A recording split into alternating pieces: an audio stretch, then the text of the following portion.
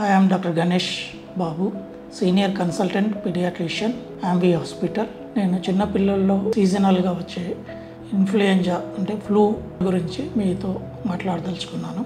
ముఖ్యంగా ఈ ఫ్లూ అంటే ఇన్ఫ్లుయెంజా చిన్న పిల్లల్లో ఊపిరితిత్తులో ఇన్ఫెక్షన్ లాగా వచ్చే సాధారణమైన జబ్బు.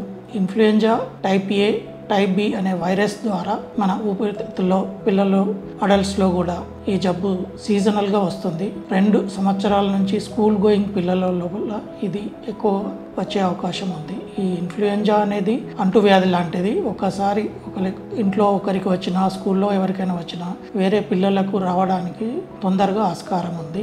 ఎవ్రీ ఇయర్ స్ట్రెయిన్ మారుతుంది. పిల్లల్లో వారం రోజుల లోపల తగ్గిపోతుంది.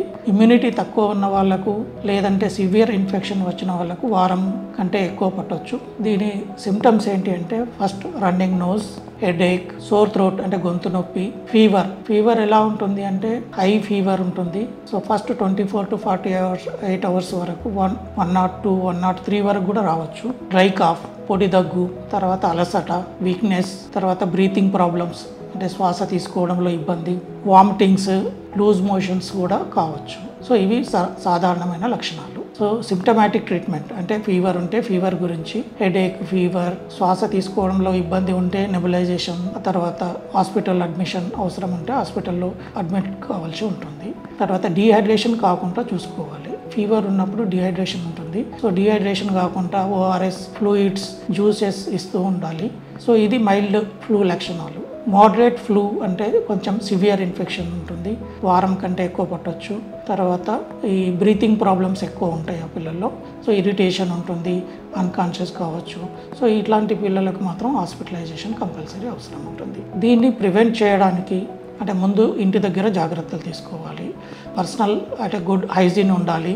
వేరే పిల్లల్లో ఎవరికైనా ఫ్లూ సిమ్టమ్స్ ఉంటే మనం ప్రొటెక్ట్ చేసుకోవడము, మాస్క్ పెట్టుకోవడము, తర్వాత హ్యాండ్స్ వాష్ చేసుకోవడము, ఒకరు యూజ్ చేసిన యుటెన్సిల్స్ అంటే గిన్నెలు అట్లాంటివి వేరే వాళ్ళు యూజ్ చేయకుండా చూసుకోవడము, శుభ్రత పాటించాల్సి ఉంటుంది. ట్రీట్మెంట్ లాగా యాంటీవైరల్ మెడిసిన్స్ కూడా వచ్చినాయి. ముందు ఇమీడియట్గా తీసుకుంటే ఎఫెక్ట్స్, కాంప్లికేషన్స్ తక్కువ ఉంటాయి, తొందరగా రికవరీ అయ్యే ఛాన్సెస్ ఉంటాయి. సో ఫ్లూ తగ్గిన తర్వాత కూడా 1 వీక్ తర్వాత కూడా ఇంకా వీక్నెస్, బాడీ పెయిన్స్, ఇలాంటి డ్రై కాఫ్ ఒక 1-2 వీక్స్ వరకు ఉండొచ్చు.